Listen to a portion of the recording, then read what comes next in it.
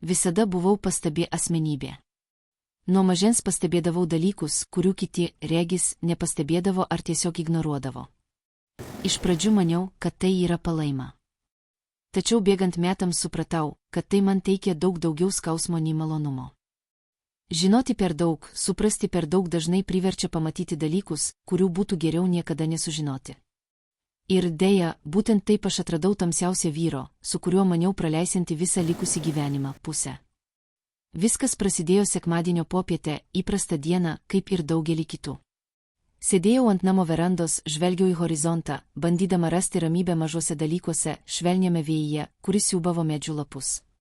Kartais žiūrėjimas į išorę padėdavo užmiršti viduje esantį chaosą.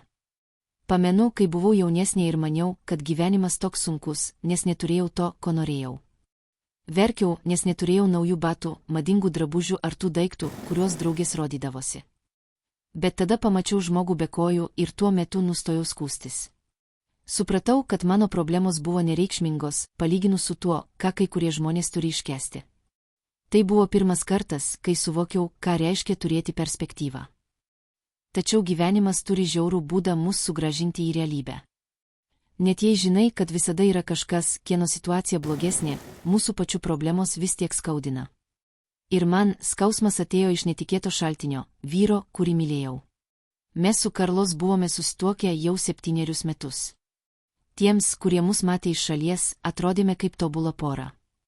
Jis turėjo gerą darbą, mes gyvenome gražiame name ir kiekvieną kartą, kai išeidavome, žmonės kalbėdavo, kaip mes esame laimingi. Tačiau tiesa buvo ta, kad tai, kas atrodė kaip laimė, iš tikrųjų buvo gerai surepetuotas spektaklis. Karlos vis labiau nutoldavo, o aš vis labiau jausdavausi viena. Mėnesius stengiausi save įtikinti, kad tai tik laikotarpis, kad jo darbas užima per daug laiko, kad nuovargis yra priežastis mūsų atitolimui. Bet giliai viduje, aš žinojau. Aš visada žinojau. Būti pastabia asmenybė turi savo kainą. Pradedi pastebėti smulkmenas, subtilius elgesio pokyčius, žvilgsnius, balso toną. Aš nenorėjau tuo tikėti, bet mano širdis jau žinojo tai, ką mano protas dar bandė neigti. Karlos mane išdavė. Pamenu pirmą kartą, kai rimtai suabejojau. Tai buvo naktis, kaip ir bet kuri kita, jis sėdėjo ant sofos, laikydamas rankoje telefoną ir juokdamasis iš kažko. Kai paklausiau, kas tai buvo, jis greitai pakeitė ekraną ir pasakė, kad tai tik darbo pokštas. Ta akimirką pajutau šaltį per nugarą. Ta jausmą, kai žinai, kad kažkas yra negerai, bet dar neturi įrodymų. Nusprendžiau tai ignoruoti, bandžiau save įtikinti, kad tai tik paranoja. Aš norėjau juo tikėti, bet giliai viduje žinojau, kad meluoju pati sau. Praėjo kelios savaitės, o mūsų atstumas tik augo. Jaučiausi taip, lyg gyvenčiau su nepažįstamu žmogumi. Ir vis dėlto ten buvau, priimdama dėmesio trupinius, apsimetinėdama, kad viskas yra gerai. Tačiau vieną dieną nebegalėjau to ignoruoti. Man reikėjo sužinoti tiesą, kad ir kokia skaudi ji būtų. Tai įvyko penktadienio popietę. Karlos buvo palikęs telefoną ant stalo, kol maudėsi duše. Aš niekada nebuvau linkusi lysti į jo daiktus, visada maniau, kad pasitikėjimas yra bet kokių santykių pagrindas.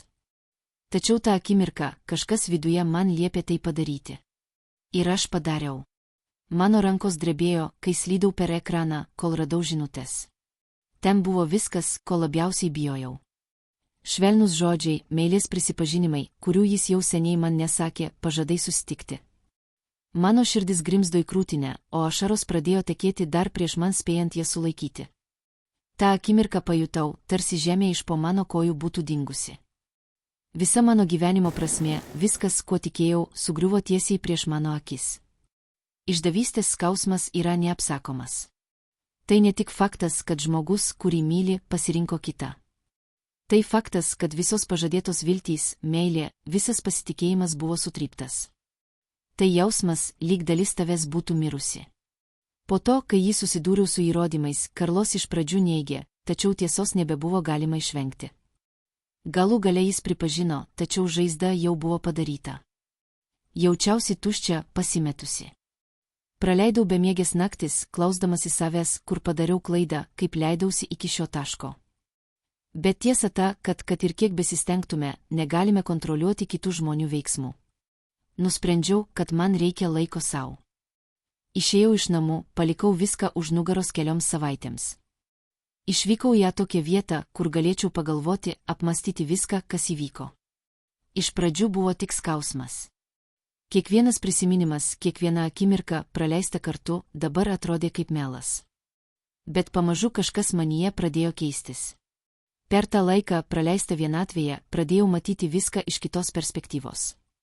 Prisimenu vieną frazę, kurią kažkada išgirdau. Strėlė gali būti paleista tik tada, kai ji yra patraukta atgal. Galbūt gyvenimas mane traukė atgal, tačiau tai nereiškia pabaigos. Galbūt mane ruošė kažkam didesniam, ko dar nesugebėjau pamatyti.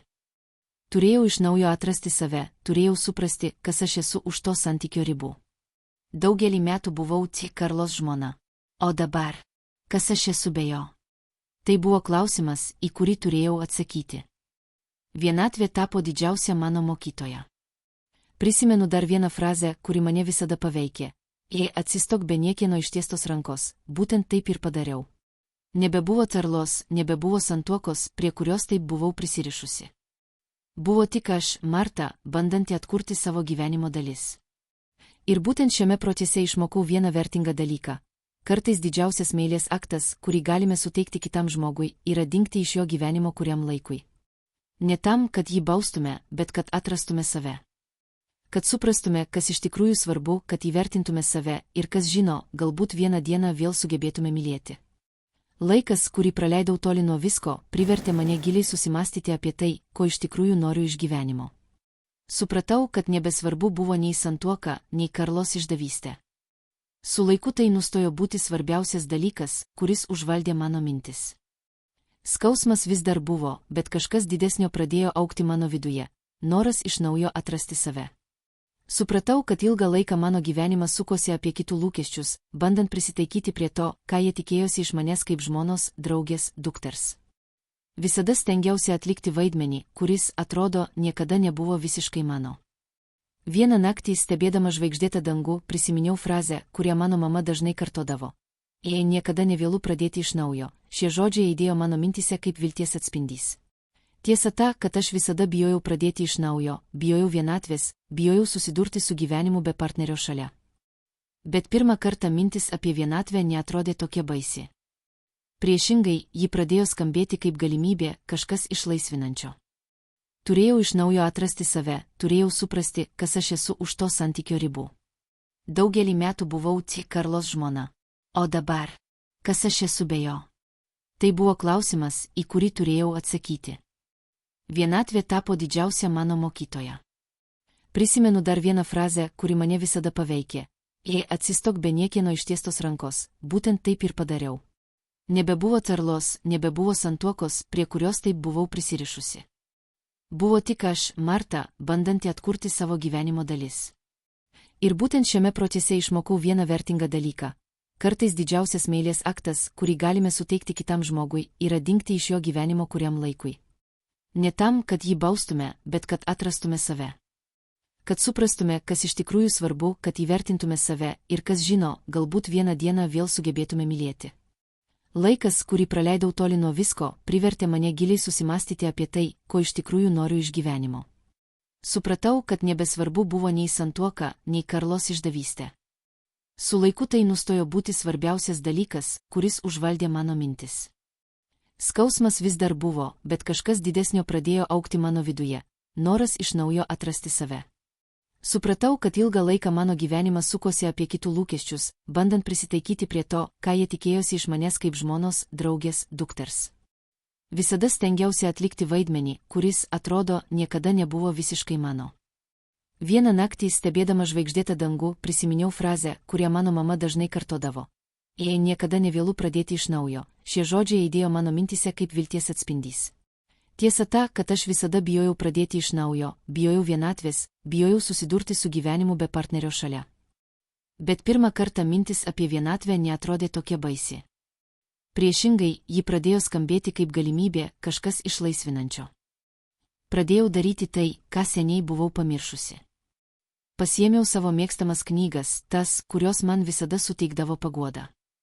Iš naujo skaitydama kiekvieną puslapį, pradėjau jaustis stipresnė, gyvesnė.